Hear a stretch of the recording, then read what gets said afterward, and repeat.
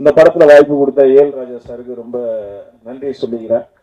என்னன்னா சந்தானம் பாரதி சார் சொன்ன மாதிரி எனக்கு டைரக்டரை பார்த்தாலே ஒரு பயம் எப்பவுமே இருக்கும். டைரக்டருங்கிறப்ப மகாநதி படம் நான் ஜூனியர் ஆர்டிஸ்டா போயிருந்தேன். அப்போலாம் நாங்கள் டைரக்டரை பார்க்கணும்னா அங்கே நின்று பார்ப்போம், பக்கத்திலே நெருங்க முடியாது. அப்படி ஒரு சூழ்நிலையில நான் வந்தேன். அதனால டைரக்டரை பார்த்தாலே எனக்கு ஒரு சின்ன ஒரு சர்க்கு இருக்கும் அவங்க கூட பண்ற வரைக்கும். ஃபர்ஸ்ட் நாள் இருந்தது.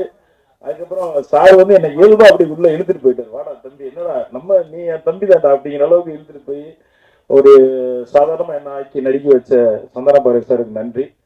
நான் நடிச்சதை விட இந்த படத்தில் நடிச்ச ஸ்ரீஹரிக்கு மேல சொல்றேன். ஃபர்ஸ்ட் ஒரு ஆல்பம் வந்து ஏஎல் ராஜா சார் தம்பி வச்சு பண்ணியிருந்தேன். நான் பார்த்தேன், பார்த்துட்டு அதுலேயே மிரண்டேன். அதுக்கப்புறம் தான் சொன்னாப்புல இப்படி தம்பிக்கு சில பேச முடியாது, காது கேட்காதுன்ட்டு.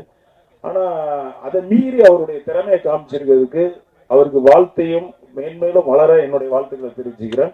நன்றி.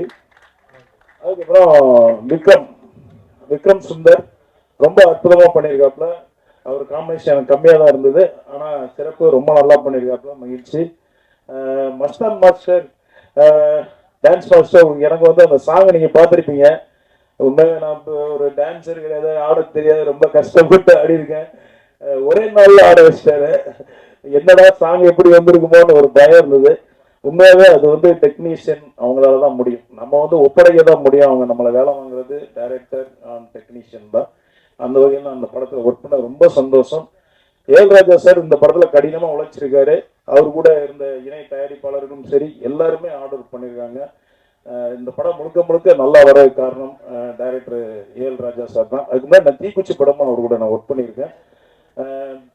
அதே மாதிரி பார்த்தீங்கன்னா என் கூட நடித்த ரேவதி, அவங்கள பற்றி சொல்லி ஆகணும்.